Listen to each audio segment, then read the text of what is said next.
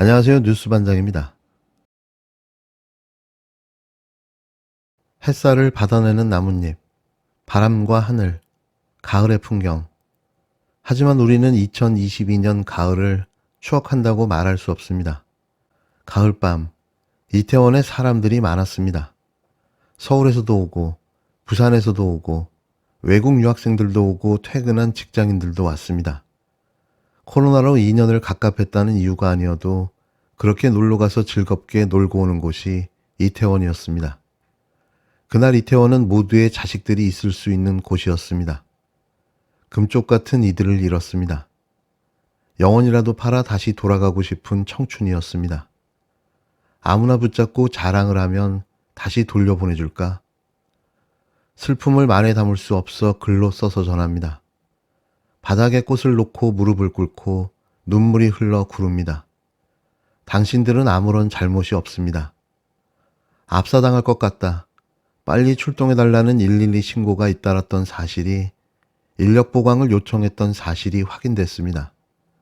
그날 밤 이태원에는 국가가 있지 않았다는 것, 주최 측이 없어서라고 말하면서 그렇게 자백하는 그날의 국가의 부재가 쓰리게 우리의 상처를 후벼 팝니다. 사과합니다. 머리를 숙이고 잘못했다고 합니다. 사과는 살아있는 자들을 상대로 할 뿐입니다. 죽은 사람들은 다시 살아오지 못합니다. 고통은 사과로 달래지지 않습니다. 슬픔을 사기라고 할 수 없습니다. 가장 슬픈 사람이 가장 정확히 알고 싶습니다. 정확히 알아야 슬픔과 싸우는 힘이 생기고 겨우 숨이라도 쉬면서 살아가게 합니다. 이런 비극이 왜 발생했는지, 그날 또 우리 국가는 어디에 있었는지 밝히고 드러내서 샅샅이 찾아지면 돌덩이가 된 마음에 커다란 탄식이라도 한번 하게 해준다면 감히 그들을 위로할 수 있을지 모릅니다. 그 위로는 우리에게도 필요합니다. 분노와 우울과 불안으로 상처받았습니다. 대한민국 도처에 밀집된 이태원에서 내일도 내가 살아있는 게 행운이 아니어야 합니다.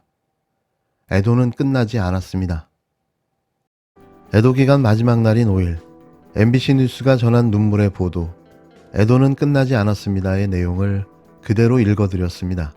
어제 이 방송을 보고 저도 모르게 한염없이 눈물이 흘렀는데요. 맞습니다. 애도의 기간은 끝나지 않았습니다. 진정한 추모와 애도는 왜 이렇게 참사가 일어나야만 했는지 그 진상을 밝히고 책임자를 끝까지 찾아내 처벌해야만 끝날 것입니다. 또 두 번 다시 이런 일이 반복되지 않도록 해야 할 텐데요. 그래서 애도의 기간은 끝나지 않았습니다. 저도 오늘부터 이태원 참사를 12구 참사로 부르기로 했습니다.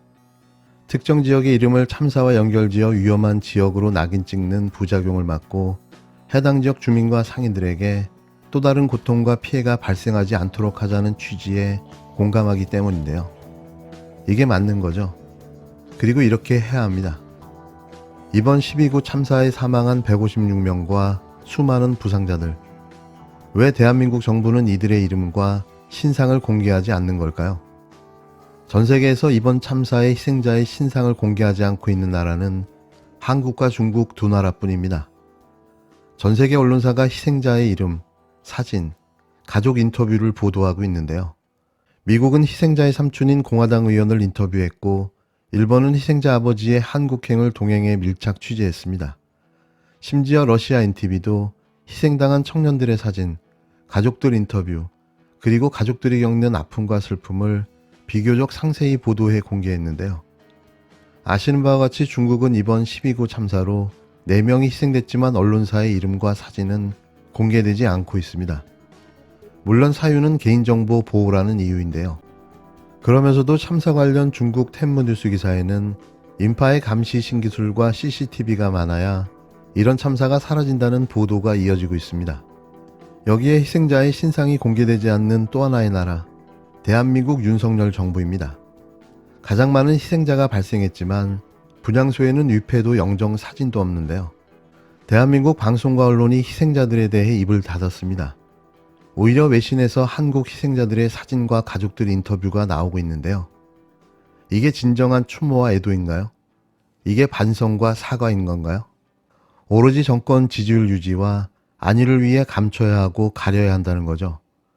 무조건 사건을 축소시키고 미화시켜 빨리 끝내길 바랬을지도 모릅니다. 곳곳에서 터져나오는 행정안전부와 경찰, 서울시와 용산구청의 무대응과 방치, 국가가 있었을까요? 무정부 상황이었다고 해도 과언이 아닌 상황이었는데요. 무능력을 넘어 무기력하다 못해 무용지물이 되어버린 정부. 이번 참사는 윤석열 정권 퇴진의 도화선이 되어버렸습니다.